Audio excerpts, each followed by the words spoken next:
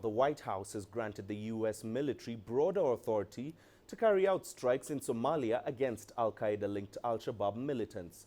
The United States has a small presence in Somalia and is allowed to carry out strikes in defense of partnered forces, with a specific request by President Donald Trump to have additional precision fired in support of the African Union mission in Somalia and Somali's security forces.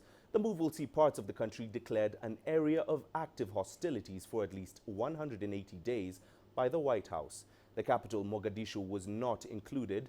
Al-Shabaab has been able to carry out deadly bombings despite losing most of its territory to African Union peacekeepers supporting the Somali government.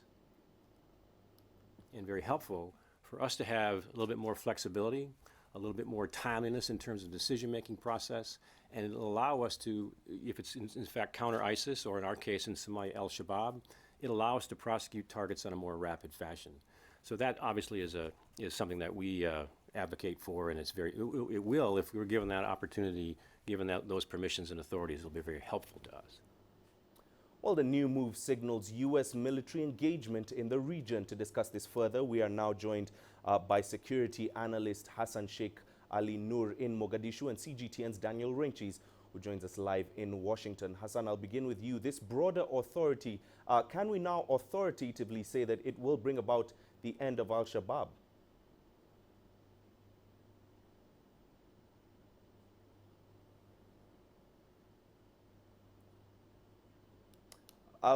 Hassan, I'll just ask you the question again. This broader authority that we're seeing given to the U.S. military, can we authoritatively say that we're about to see the end of al-Shabaab?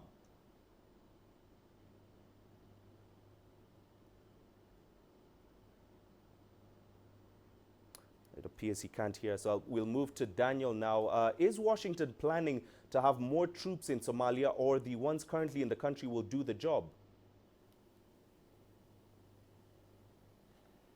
So it's worth explaining what the rules of engagement have been and what they now are, effectively.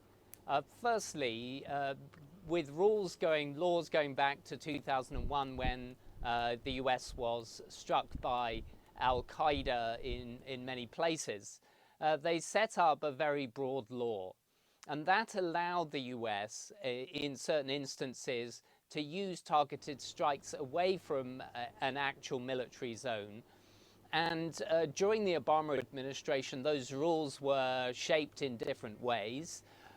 Essentially, what President Obama did was create a fairly rigid set of rules to ensure that only those who were targeted were very high up in al-Shabaab or al-Qaeda, or now Islamic State organization. There had to be rules like almost no chance of civilian casualties, and most importantly of all for the military, it had to go way up the chain of command, sometimes even to the president himself. The second way in which they could be involved in active hostilities was if they went to a zone that was active and they were attacked themselves, and they could justify it in terms of self-defense. Now there's a third way in which they can engage. This is declaring the area an area of active hostilities. That means that when they carry out airstrikes in particular, they don't have to go as far up the chain of command before being able to authorize it. Therefore, they will be able to act more quickly when they see a target. But of course, it enables the possibility or the greater chance of civilian casualties if they act quickly. Daniel, I'll still stay with you. Has the Pentagon released a timetable on this engagement and the areas specifically that they will be targeting? Well, the US officials who've commented on this have been rather vague. They've said this could be more than 180 days.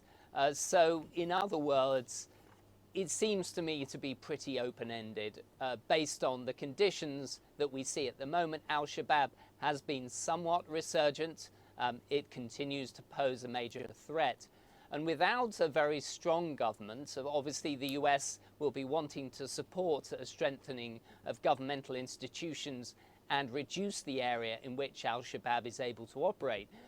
But without this strong governmental structures, without the strong Somali military, and with the African Union forces also continuing to be needed, I think you could make a case within the confines of the current arrangements for the US to remain for a very long time.